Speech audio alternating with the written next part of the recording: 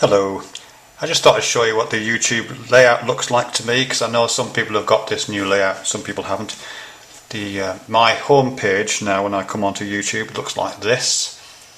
I'll just confirm that with you. So I'm going to just click on the YouTube logo so you can see I'm just at my home screen. As you can see now, what it's doing now is it shows up recommendations and subscription in my feed together.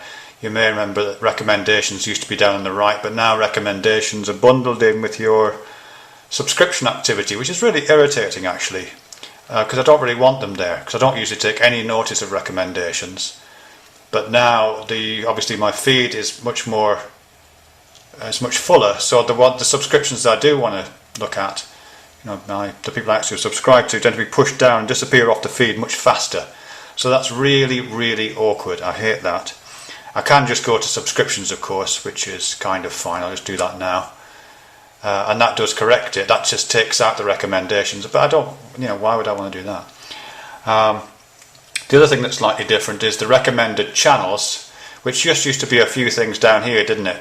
But now my entire right-hand panel is taken up with recommended channels, some of which are clearly just ones that YouTube are promoting. So Sexy Phil's there. I don't think I've probably watched 2 Sexy Phil videos in the time I've been on YouTube. But YouTube, as we know, wants to prioritise high volume channels, so it sticks them at the top of my recommended channels list, which is a bit irritating. Then there's a bunch which are clearly drawn from my viewing history, which is kind of fair enough, I guess, but it's taken up an awful lot of real estate and I don't really want.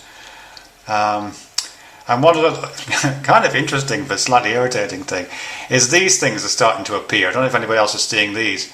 YouTube channels which, as it says, are prefaced with the word YouTube. Like this one, YouTube Antinatalism, which is interesting. If you go there, what you get is this, and this is auto-generated by YouTube. I don't know if anybody else is getting these. It's fascinating. It's not anybody's channel, it doesn't belong to any individual. It's generated by YouTube itself, which is kind of interesting, and it's pulling information, I suppose, based on tags, descriptions, that kind of stuff. I can see why that might be interesting. Look, there's YouTube Philosophy, YouTube Richard Dawkins, and so on.